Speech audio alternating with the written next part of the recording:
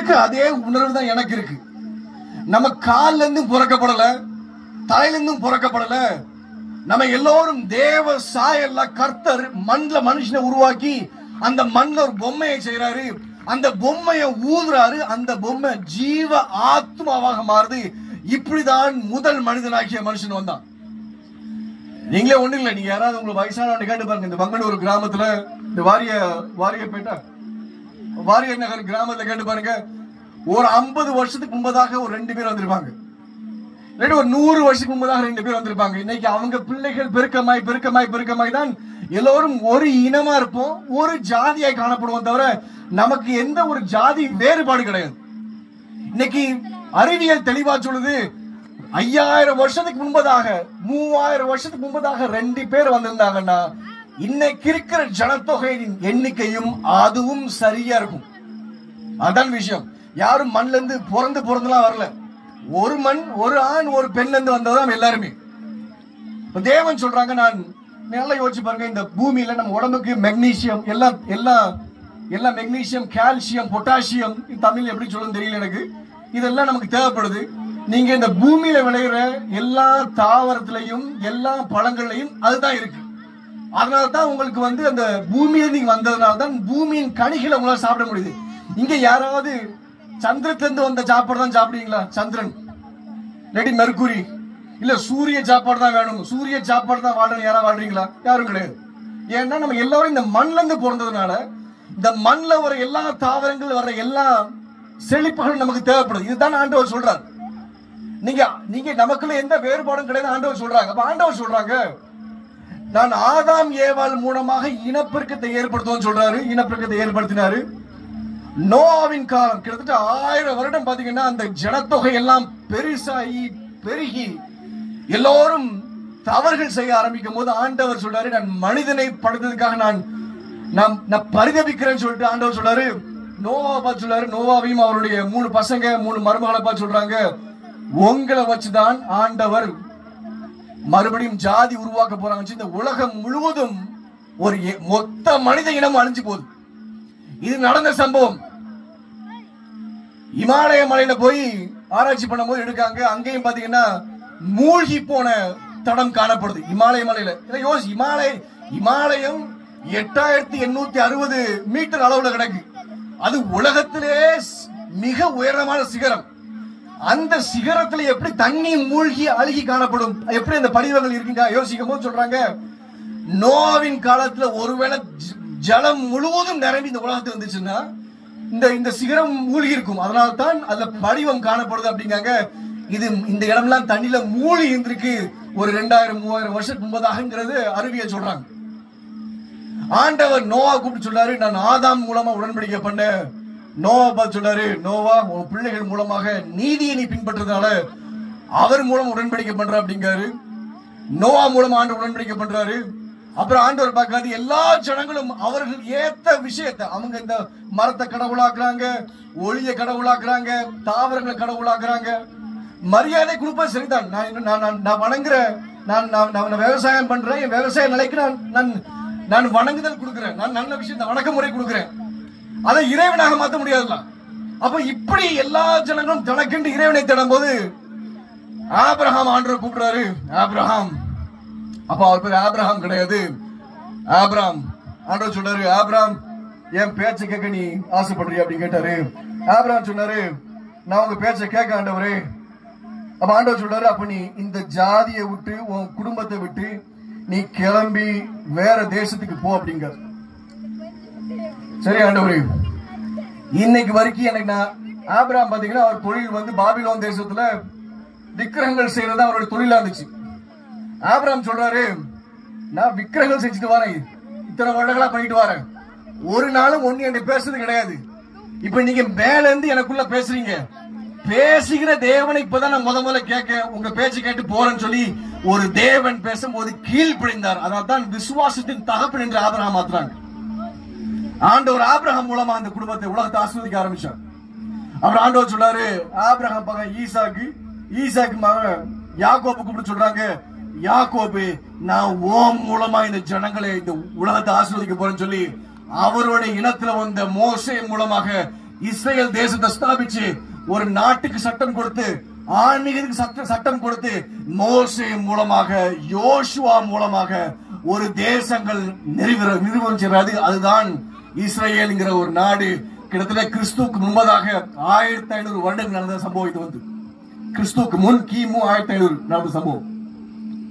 அப்புறம் ஆண்டவர் சொல்றாரு, தாவீது மூலமா சொல்றாரு, தாவீது ஓ மூலமா தான் நான் ஒரு ராஜா கொண்டு வரப்போறேன்னு சொல்றாரு. மனிதன் எல்லாரும் இனப்பெருக்கம் ஆயிட்டான். மனுஷன் எல்லாத்துக்கும் பாவம் இருக்குது, எல்லோருக்கும் அசிங்கம் இருக்குது. அந்த அசிங்கத்தை அவன் வெளியே காட்ட முடியாது, உள்ளேயும் மறைச்சு வச்சு அவன் பாவத்துல வாழும் போது ஆண்டவர் சொல்றாங்க, ஆபிரகாம் கிடையாது, நோவாட்ட கிடையாது, முதல் மனிதன் ஆக்கிய ஆதாம் ஏவாள்கிட்ட ஆண்டவர் சொல்றாங்க, ஏவாளை கூப்பிட்டு சொல்றாங்க, அவங்க முதல்ல கடவுளை மீறி தவறு செய்யும் போது ஏவாளை சொல்றாங்க, ஏவாள் ஓம் மூலமா ஒரு வித்து வரும். ஆதியாகமம் 3ஆம் அதிகாரம் 15 சொல்லுது, ஓம் மூலமா ஒரு வித்து வரும், அந்த வித்து சாத்தானின் தலையை நசுக்கும் அப்படின்னு சொல்லப்படுது. இயேசு கிறிஸ்து வருவார் என்பது, இயேசு கிறிஸ்து வருவதற்கு முன்பதாக 3000 வருடத்துக்கு முன்பதாக சொன்னவர் ஆண்டவர் சொன்னாங்க, வருவேன்னு சொன்னார். மனுஷனை காப்பாற்ற முடியாது, மனுஷனை காப்பாற்ற கடவுள் வர வேண்டியதா இருந்துச்சு. அவர் சொன்ன மாதிரியே மோசேயின் மூலமாக, யோசுவா மூலமாக, தாவீது மூலமாக ஒரு இனம் வருது, யூத இனம் அப்படின்னு ஒரு இனம் வருது. யூதா மூலமாக அந்த இனத்துல மெஸ்ஸையா வராரு. இவர் வருவார் என்பது அவர் வரும்போது சொல்லல, அவர் வர்றதுக்கு 1500 வருடங்களுக்கு முன்பதாகவே கன்னிஸ்தில பிறந்து வருவார் சொல்லி எல்லாம் சொல்றாங்க. அதே போல் தேவனாகிய கர்த்தர் இந்த உலகத்திற்கு அடிமை ரூபம் எடுத்தாரு. எதுக்குன்னா உங்க கஷ்டத்தை புரிஞ்சுக்கிறது. என்னால ஞாபகம் இருக்கு, தினகரன் ஐயா ஒரு கதை சொன்னாரு. நான் அந்த காலங்கள் ஞாபகம் எனக்கு வந்து, கிராமத்துல பாத்தீங்கன்னா நான் வரும்போது பார்த்துட்டு தான் வந்தேன். இப்போ நான் செம்மண் செவர் கிடையாது. அப்பெல்லாம் இப்ப எங்க ஊருக்கு போய் இன்னும் எங்க ஊர்ல சில கிராமத்துல செம்மண் செவர்லாம் உண்டு, செம்மண் செவர்ல பண்ணுவாங்க. அப்ப செம்மண் செவர்ல பாத்தீங்கன்னா சுண்ணாம்பு கலந்து தான் பண்ணுவாங்க, சுண்ணாம்பும் செம்மண்ணும் கலப்பாங்க ஆக்சுவலா. அப்போ ஒரு கிராமத்துல பாத்தீங்கன்னா சுண்ணாம்பா போட்டு வச்சிருக்காங்க. இந்த பசங்க எல்லாம் உட்காந்து கிரிக்கெட் விளையாண்டு இருந்தாங்க. இந்த கிரிக்கெட் விளையாடும் என்னாச்சு, பந்து போய் சுண்ணாம்புல விழுந்துட்டு, எடுக்க போன பையன் பந்து சுண்ணாம்புல விழுந்து கண் எல்லாம் சுண்ணாம்பு. சுண்ணாம்புடைய தன்மை பாத்தீங்கன்னா தண்ணி விட உஷ்ணம் பெருகிட்டே இருக்கும். நீங்க தண்ணி போட போட சுண்ணாம்பு இன்னும் வேகமாக பொங்கிட்டே இருக்கும். அப்போ வைத்தியர் ஓடி வந்து சொல்றாரு, அந்த பையனோட அம்மா ஓடி வருது, என் பையனை எப்படியாவது காப்பாத்துங்க அப்படிங்காங்க. வைத்தியர் சொல்றாரு, இப்ப நீ சுண்ணாம்புல போய் உந்தியடா, நீ அழுக அது பொங்கி இன்னும் உஷ்ணமாக உன் கண் பார்வையெல்லாம் போகும் அப்படின்னு வைத்தியர் சொல்றாரு. இந்த அம்மா சொல்றது, எப்படியாவது என் பிள்ளையை காப்பாத்துங்கன்னு சொல்லி வைத்தியர் சொல்றாரு, ஒண்ணு பண்ணலாம், தண்ணி ஊத்த முடியாது, ஒரு கோழியவோ ஒரு ஆடையோ எடுத்துட்டு வாங்க, ரத்தம் வரும், ரத்தத்தை ஊத்தி நம்ம கண்ணை கழுவலாம், சரியாயிரும் அப்படிங்காங்க. இந்த அம்மா சொல்லுது, கோடு ஆடி மாடிலாம் மாடு கொண்டு வர நேரம் கிடையாது, நான் என் கையை அறுத்து தரேன், என் ரத்தத்தை கொடுத்து என் பையனை காப்பாத்துங்கிறது. இதுதான் இந்த உலகத்துல உள்ள ஒரு தாய்க்கு இப்பேற்பட்ட அன்பு இருக்கும் போது உங்களையும் என்னையும் படைத்த தேவனாகிய கர்த்தருக்கு எப்பேற்பட்ட அன்பு காணப்படும். அதான் செஞ்சாரு. மனிதன் இந்த உலகத்துல பாவத்துல கிடக்கும் போது அவர் பரலோகத்திலிருந்து தன்னுடைய சிங்காசனம் வேணாம் என்று சொல்லி அடிமை ரூபம் எடுத்து, எந்த மனுஷன் எங்க தவறி விழுந்தானோ அந்த இடத்துல ரத்தம் சிந்தி அந்த மனத்தினை காப்பாற்றவர் தான் ஆண்டவராகிய இயேசு கிறிஸ்து. நீங்க சொர்க்கத்துக்கு போகணும்னு சொல்லி அவர் செய்த தியாகம் பெரியது. இன்னைக்கு நான் பெங்களூர்ல ஒரு வீட்டுல வாழ்றேன், சொகுசான வீட்டுல இருக்கேன். வீட்டுல பெட்ரூம் இருக்கு, சோஃபா இருக்கு, நல்ல உடம்பு சொகுசு ஆண்டவர் கொடுத்திருக்காங்க. என்னால ஒரு நாள் இங்க வந்து உட்கார முடியுமா, இங்க தூங்க முடியுமா? 2 நாள் இருப்பா, ஒரு நாள் இருப்பேன்னு சொல்லுவேன். நான் வீட்டுக்கு போறேன், நம்ம உடம்புக்கு சொகுசு தேவைப்படுது. ஆண்டவர் அப்படி நினைக்கல. மனிதன் எங்க இருந்தாலும் அந்த மனிதனை போல மாறுவதற்காக அந்த மனுஷனாக வந்து தன் ஜீவன் கொடுத்தார். அவன் பாவமான மனிதன். மனுஷனுக்கு பொய் சொல்ல தெரியும், மனுஷனுக்கு பெருமை காணப்படும், மனுஷனுக்கு சுயம் தேவைப்படுது. நான் யார் மனைவிடவே காட்டுவான் மனுஷன், நான் யார் தெரியுமா மனைவி அடிப்பான். இதே அந்த மனுஷன் தெருவுக்கு போறானா, ஊரார் அடிச்சானா அவன் பயப்படுவான். ஆனா வீட்டுல வந்து சொல்லுவான், நான் யார் தெரியுமா அப்படின்ட்டு. தேவன் அப்படி சொல்லல. வானமும் பூமியும் தம் சிங்காசனம். வானம் சிங்காசனம் அவருக்கு. பூமி பாதரட்சை கூட இந்த பூமி தாங்காது. இன்னைக்கு வரைக்கும் அறிவியல் விஞ்ஞானத்தால பாத்தீங்கன்னா இந்த அண்டத்தோட அளவு அளக்கவே முடியல. ஏன்னா அண்டம் விரிஞ்சிட்டே போகுது. இங்க இருந்து நம்ம பார்க்கிற நட்சத்திரம் தெரியுமா? நட்சத்திரத்துக்கு ஒரு மனுஷனும் போய் சேர முடியாது. இங்க இருந்து பார்க்கிற நட்சத்திரம் போறதுக்கு 10,000 பல லட்சம் வருஷங்கள் ஆகும். நம்ம கண்ணுக்கு தெரியுற நட்சத்திரங்கள் கூட நம்மளால போக முடியாது. இதையும் தாண்டி எத்தனையோ நட்சத்திரங்கள், எத்தனையோ குடும்பம், சூரிய குடும்பம் இருக்கு. இதெல்லாம் படைத்தவர் தேவனாகிய கர்த்தர். அவர் உங்களுக்காக இந்த உலகத்துக்கு வந்தார். இந்த உலகத்துல 20 வயசு இருக்கும், 10 வயசு இருக்கும், 40 வயசு இருப்பீங்க, 70 வயசு இருப்பீங்க. ஒரு நாள் காணாமல் போயிருவோம். யுகவிகமாக நான் வாழ போறோம். அன்னைக்கு நான் யாரோடு வாழ்வதுதான் முக்கியம். இன்னைக்கு என் கையில பணம் இருக்கும், என் மனசுல பதவி இருக்கும், பெருமை இருக்கும். நான் இந்த உலகத்துல இடத்தை வாங்கி போடுவேன், பஞ்சாயத்து பண்ணுவேன், அநியாயம் பண்ணுவேன், துரோகம் பண்ணுவேன். யாரு கேட்க போறான்? நான் எந்த ஜாதி, நான் எவ்வளவு பெரிய ஆளு எல்லாம் சொல்லுவோம். நாளைக்கு இந்த மூச்சு காத்து, இந்த மூக்குல இருந்து மூச்சு காத்து போயிட்டான், அந்த சடலத்தை ஒரு நாள் கூட வீட்டுல வைக்க முடியாது. அழுகி புழு வந்துடும். மூக்க மூட்டு ஓடிதான் போவாங்க. ஐஸ் பெட்ல வச்சீங்கன்னா ஒரு 3 நாளைக்கு தாங்க. அவ்வளவுதான். நீ என்னதான் ஐஸ் பெட்ல வச்சாலும் 3 நாளைக்கு மேல உடம்பு தாங்காது. அதை அடக்கம் பண்ணா கிருமி வரும், மக்கி போகும். ஒரு 6 மாசத்துக்கு தொடர்ந்து பாத்தீங்கன்னா உள்ள ஒரு எலும்பு கூட இருக்காது. எலும்பு கூட காணாமல் போயிடும். இப்ப ஏற்பட்ட மனுஷனுக்கு எவ்வளவு அநியாயம் பண்றோம் நம்ம. இதைத்தான் தேவன் பாவம் அப்படின்னு சொல்றார். நான் கொடுத்த ஆசீர்வாதத்தையும் நான் கொடுத்த ஜீவனையும் நீ எனக்கண்டு வாழவில்லை என்றால் நீ எதுக்கு வச்சிருக்க? தேவையில்லை. ஆண்டவர் சொல்வார், தேவையில்லை. என்னுடைய பிள்ளைகள் பட்டினியாய் கிடக்கும் போது நீ சாப்பாடு போடல, என் பையனுக்கு உடை தேவைப்படும் நீ உடையை வாங்கி கொடுக்கல, உன் கிறிஸ்துமஸுக்கு உன் ஈஸ்டருக்கும் நீ வீட்டை கட்ட பார்த்தவர என்னுடைய ஜனம் பட்டினியா கிடந்தது. இன்னைக்கு ஆண்டவராக இயேசு கிறிஸ்து இந்த வங்கனூர் கிராமத்துக்கு வந்தாருன்னா இந்த கிராமத்தில் இருக்கிற சின்ன கடைசி ஏழை குடும்பத்தை போய் தங்க போறவர். ஏனென்றால் ஆண்டவருக்கு அவன் தான் முக்கியம், அவர் தான் முக்கியம். என்ன சொகுசு போட்டு லைட்டை போட்டு நம்ம சோஃபா போட்டு ஆண்டவர் சொல்லுவாரு, உனக்காக நான் வரல, என் மகா என் மவ குடிசை தங்கிட்டு இருக்கா, நான் அவனை தான் பார்க்க போச்சு ஆண்டவர் போவார். ஏன்னா அவர் கண்களுக்கு முன்பதாக எல்லாரும் பிள்ளைகள். ஆண்டவர் சொல்றாங்க, ஆண் என்றும் கிடையாது, பெண் என்றும் கிடையாது, எந்த ஜாதியும் கிடையாது, எந்த மதமும் கிடையாது, எந்த வேறுபாடும் கிடையாது. நான் எல்லாத்தையும் படைச்சேன். நான் படைச்ச பிள்ளைகளை எப்படி வேறுபாடு பண்ணலாம்? ஆண்டவர் அருள் இருக்கிறார். ஆண்டவர் ரத்தம் கொடுத்தார். நான் எப்போ யோசிச்சு எதுக்கு ஆண்டவர் ரத்தம் கொடுக்கணும்? ஒரு முடியை கொடுத்திருக்கலாம். அவர் கடவுள் தானே. கடவுள் சொன்னா நான் நடக்க போது கரெக்ட். அவர் சொன்னா நான் ஒரு காதை கொடுக்க போறேன் ஜனத்துக்காக, ஒரு கையை கொடுக்க போறேன். எதுக்கு ரத்தம்? முன்னாடி விஞ்ஞானம் சொல்லுச்சு, அறிவியல் சொல்லுச்சு, ஒரு மனுஷனுக்கு இதயம் தான் உயிர். இதயத்தை எடுத்தோம்னா மனுஷன் உயிர் வாழ மாட்டாங்க. கடைசியில இந்த இதய அறுவை சிகிச்சை பண்ணி டிரான்ஸ்பிளான்ட் எல்லாம் பண்ணாரு. இந்த இதயத்துக்கு அங்க மாத்திரம் ஆரம்பிச்சாங்க. அப்புறம் புரிஞ்சுக்கிட்டாங்க இதயத்துல உயிர் கிடையாதுட்டாங்க. இல்ல மனுஷனுக்கு மூளைதான் உயிர், மூளை போயிட்டு அவன் செத்து போயிருவான் அப்படின்னு நினைச்சாங்க. கடைசியில பார்த்தா மூளை செத்து போன கோமால பல வருஷம் கிடக்காங்க. அப்ப மூளையில உயிர் இல்லைன்ட்டாங்க. இப்ப கடைசியில அறிவியல் சொல்லுது, மனுஷனுக்கு ரத்தத்தான் ஜீவன். ஒரு மனுஷன் உடனே ரத்தத்தை எடுத்துட்டீங்கன்னா அவன் உடனே ஜீவன் இருக்காது. ஒரு மனுஷன் சாகும் போது அவன் இதயம் பம்ப் ஆகாதனால, அடிக்காதனால, ரத்தம் போகாதனால எல்லா உறுப்புகளுக்கு ரத்தம் போகாம, உயிர் போகாம எல்லா உறுப்பும் செத்து போயிடும்.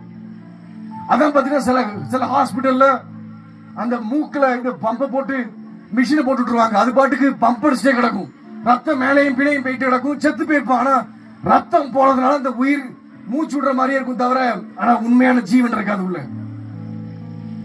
ரத்தத்தை தான் உயிர் என்பது இன்னைக்கு அறிவியல் சொல்லுது. 2000-3000 வருடத்துக்கு முன்பதாக ஆண்டவர் சொன்னாரு மோசே மூலமாக, நான் ரத்தத்தை உனக்காக கொடுக்க போறேன்.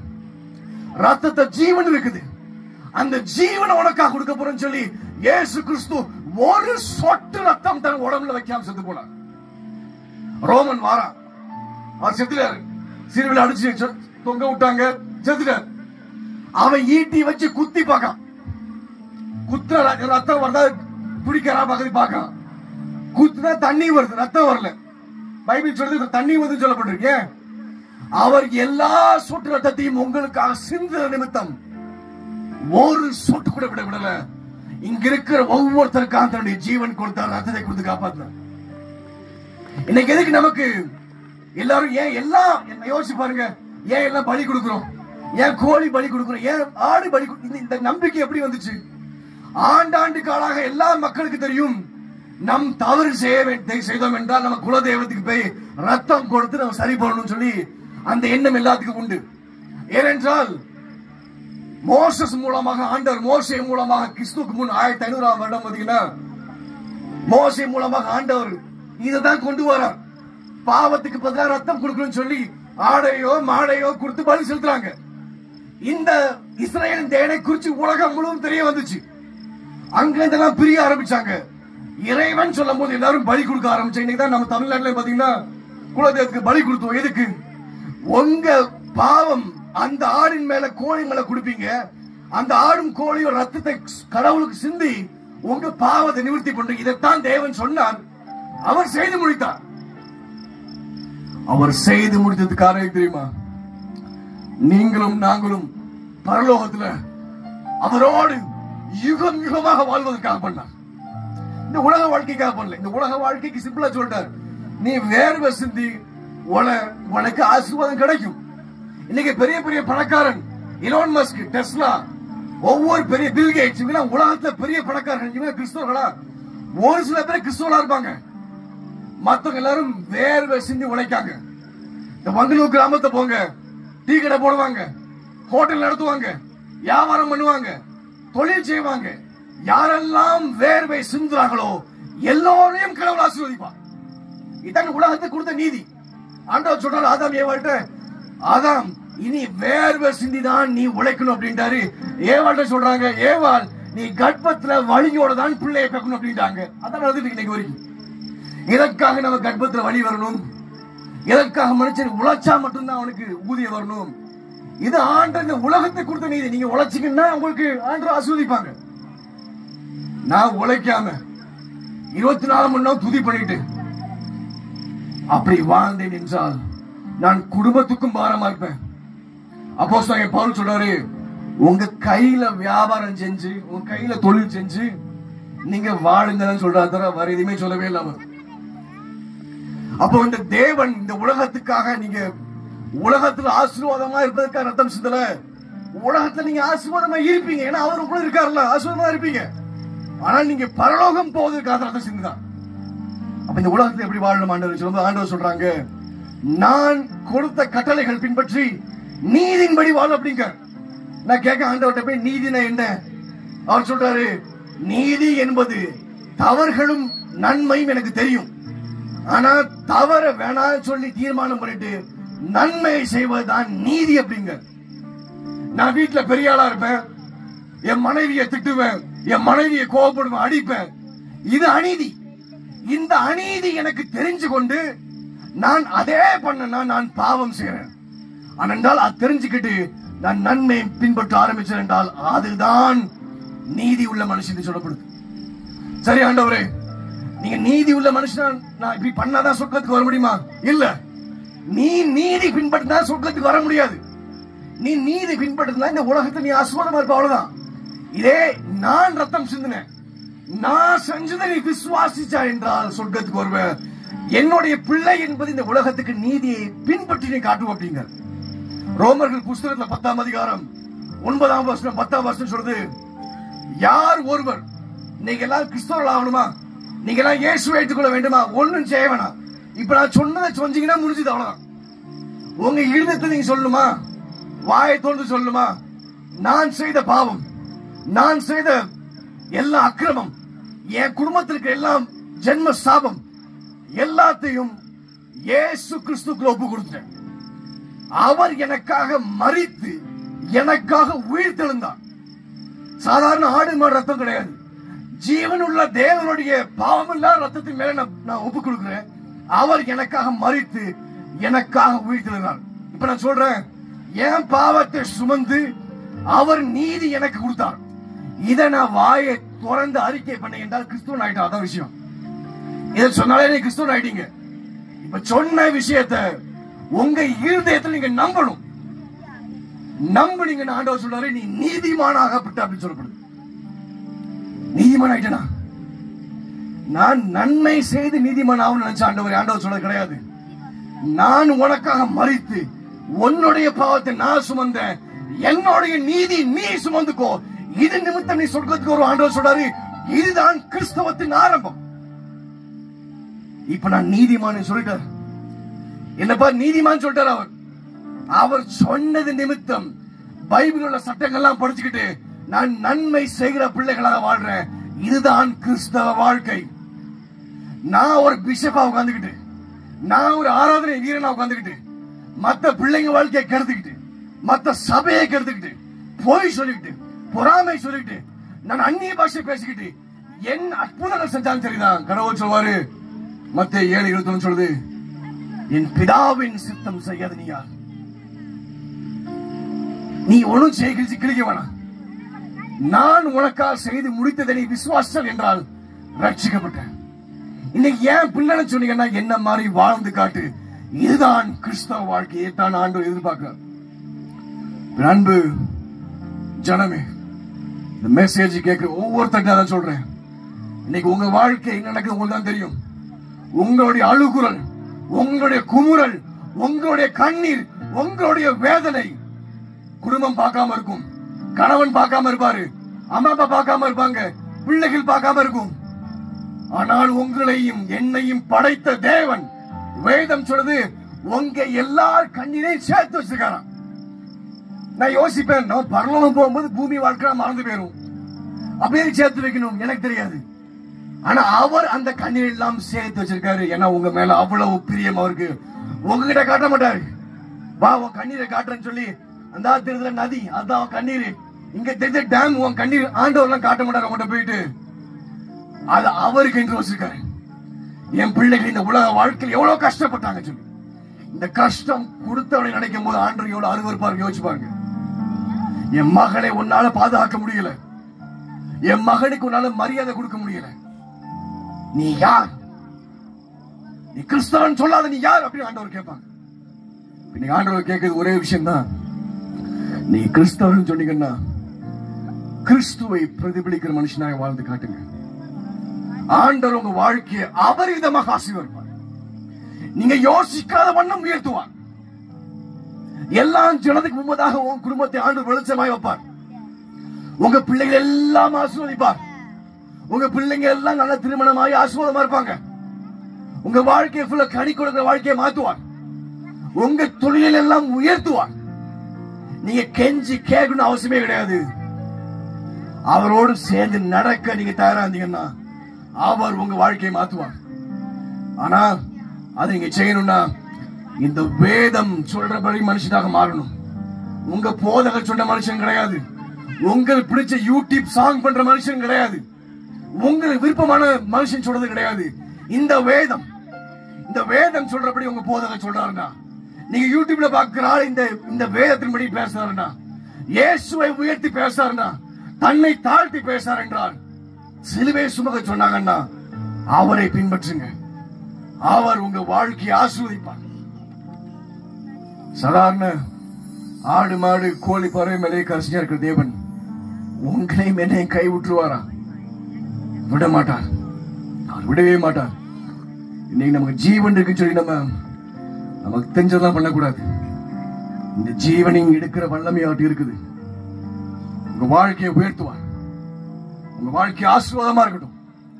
இன்னும் நடக்கிற 2 நாள் வாங்க, இன்னொரு ஊழியக்காரர் வராங்க, அவங்க வாழ்க்கையை ஆண்டவர் ஆசீர்வதிப்பார். இன்னும் அநேக ஜனங்களை கூட்டிட்டு வாங்க, அநேக மக்கள் ரட்சிக்கப்படட்டும். நீங்க வியாதியில இருக்கலாம், நீங்க வறுமையில இருக்கலாம், நீங்க எதனாலும் செஞ்சு போங்க. உங்க வாழ்க்கையை ஒரு மனுஷனால மாத்த முடியாது. உங்க கனவு வாழ்க்கையை மாத்தாது. தேவன் அவர் மாத்திரம் தான் மாத்த முடியும். இந்த உலகத்துக்கு எனக்கு கடவுள் தேவையில்லை.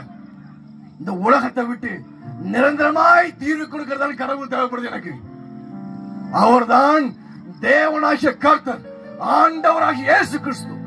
ஒரு நாள் வரும், எல்லா நாவுகளும் சொல்லும், எல்லா முழங்காலும் சொல்லும், இவர்தான் தேவனாகிய கர்த்தர் என்று. அப்போ நீங்க சொல்லணும் ஆசைப்படுறீங்களா? இப்ப சொல்லணும் ஆசைப்படுறீங்களா? யோசிச்சு பாருங்க. இங்க நடத்துற இந்த ரஞ்சித் பேர் ஆகட்டும், அவரோடு நடத்துற கூடுகை சகோதரர்கள் ஆகட்டும், மீட்டிங் எல்லாம் கடவுள் ஆசீர்வதிக்கட்டும். உங்களுக்காக நான் ஜெபிக்க விரும்புறேன். நான் ஜெபிச்சதுக்கு அப்புறம் மீட்டிங் முடிச்சிடலாம். டைம் ஆயிட்டு, பிள்ளைங்களும் வயிறு பசிக்கும். எனக்கு பேசணும் ஆசையா இருக்கு. இன்னொரு 1.5 மணி நேரம் பேசணும்னு தோணுது. எனக்கு பிரச்சனை இல்லை. என் கூட என் சகோதரன் வந்திருக்கா, அவன் வண்டி ஓடுவேன், நான் தூங்கிடுவேன் நல்லா பேசிட்டு. ஆனா நீங்க தான் கஷ்டப்படுவீங்க. நைட் ஆயிரும், வயிறு பசிக்கும். அதான் முடிக்க பாக்க இங்க வர்ற இந்த ஒரு 4 மணி நேரத்துல எனக்கு உங்க மேல இவ்வளவு பிரியம் இருக்கும் போது, உங்களோடு வாழ்ற பரிசுத்த ஆவியானவர் எப்பேற்பட்ட பிரியமுள்ளவரா இருக்கார் யோசிச்சு பாருங்க. உண்மையிலே உங்களை விட்டு போக மனசு வர மாட்டேங்குது. நான் சாயங்காலம் வரும்போது பசங்க டான்ஸ் ஆகிட்டு இருந்தாங்க, நான் வீடியோ எடுத்து வச்சிருந்தேன். அவங்க மகிழ்ச்சியா இருக்க பார்க்க சந்தோஷமா இருக்குது. அவங்க வாழ்க்கை அப்படியே இருக்கட்டும், நல்ல மகிழ்ச்சி காணப்படட்டும். இங்க இருக்க எல்லா சின்ன பிள்ளைங்க வாழ்க்கை ஆசீர்வாதமா இருக்கட்டும். இங்க இருக்க பெரியவர்கள் வாழ்க்கை ஆசீர்வாதமா இருக்கட்டும். உங்க ஜெபம் எல்லாம் வேண்டுதல் ஆகட்டும். கடவுள் ஆமென் சொல்லட்டும். உங்க எல்லா இருதயத்தின் நிறைவுகளை அவர் நிறைவேற்றட்டும். ஜெபம் பண்ணுவோமா? கண்களை மூடுங்க, ஜெபம் பண்ணும். அன்பின் தகப்பனே, இந்த வேளைக்கு நன்றி சொல்றோம் ராஜா.